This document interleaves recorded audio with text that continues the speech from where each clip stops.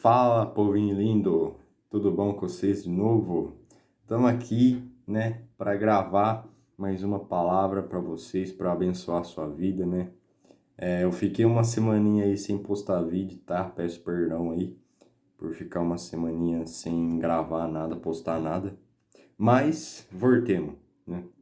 Eu queria trazer uma mensagem para vocês aqui, que é uma mensagem assim, que é um puxão de orelha para nós, né? O título dessa mensagem é Evangelho de Poder. Aqui em 1 Coríntios, no capítulo 4, versículo 20, fala assim: porque o reino de Deus consiste não em palavra, mas em poder, né? A gente sabe que a gente não deve só pregar o evangelho, a gente deve viver esse evangelho, né? A gente deve colocar tudo que a gente vê aqui em prática, né? Tem uma frase, que agora eu não vou lembrar o autor, que diz assim: pregue o evangelho, se necessário, use palavras, né? Eu queria ler um outro texto, que é 2 capítulos antes, tá lá em 1 Coríntios, capítulo 2, ou um capítulo antes, né? Não sei. Mas 1 Coríntios aqui, capítulo 2, no comecinho. Irmãos, quando estive com vocês anunciando-lhes o mistério de Deus, não o fiz com ostentação de linguagem ou de sabedoria, porque decidi nada saber entre vocês, a não ser Jesus Cristo e este crucificado. E foi em fraqueza, temor e grande tremor que eu estive entre vocês.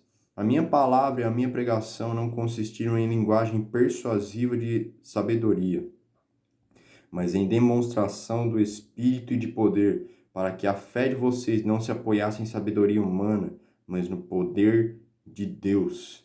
Então, Paulo, o que ele fazia? Paulo, ele demonstrava o poder de Deus ali. Paulo, ele fazia milagres no nome de Jesus. Ele operava sinais, maravilhas, né?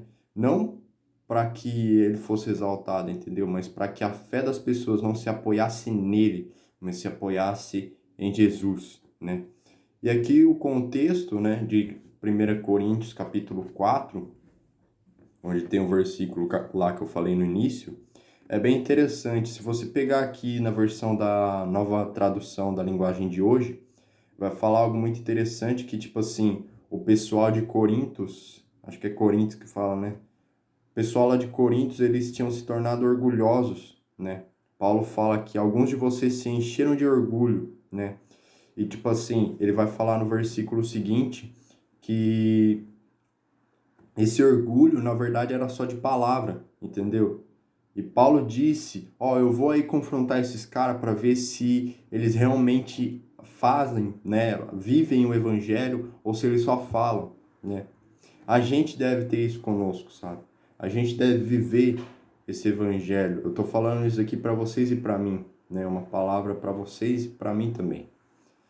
E a gente deve viver isso todo dia, né? É um processo meio complicado, não é um processo que vai ser do dia para a noite, né? Mas é um processo que leva tempo, né? É um processo de santificação, um processo de melhora, né? O meu pastor fala que hoje eu tenho que estar melhor que ontem e amanhã eu tenho que estar melhor que hoje, né?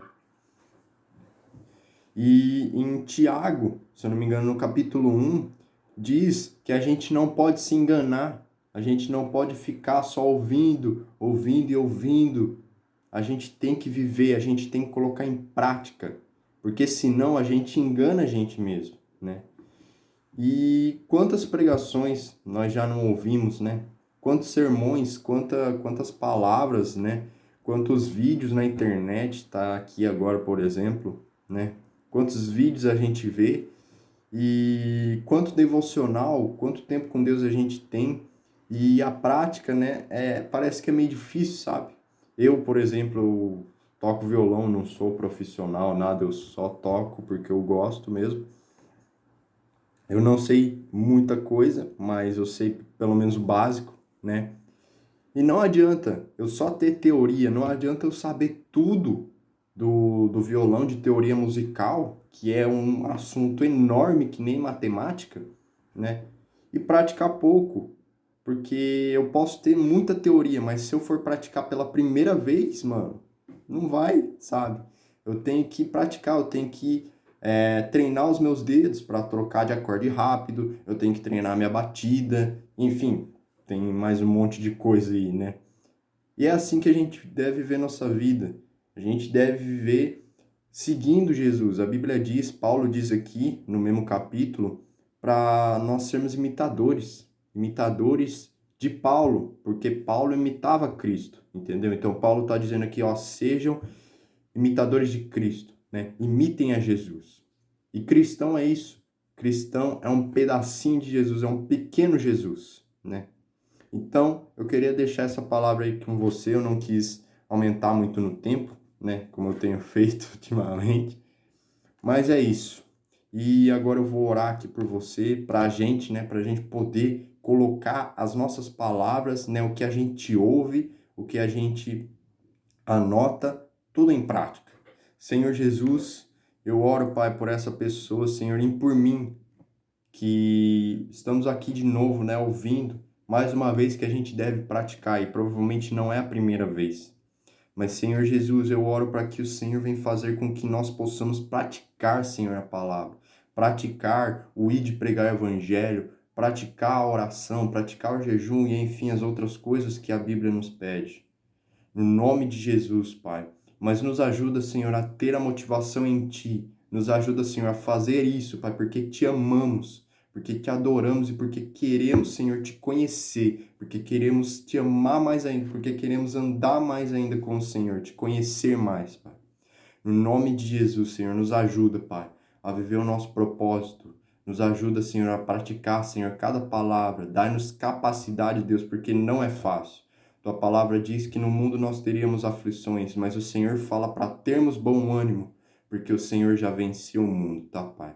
No nome de Jesus, eu declaro a alegria do Senhor, eu declaro o ânimo de Jesus para a gente continuar praticando, para a gente, se não estava praticando, começar a praticar. No nome de Jesus, amém.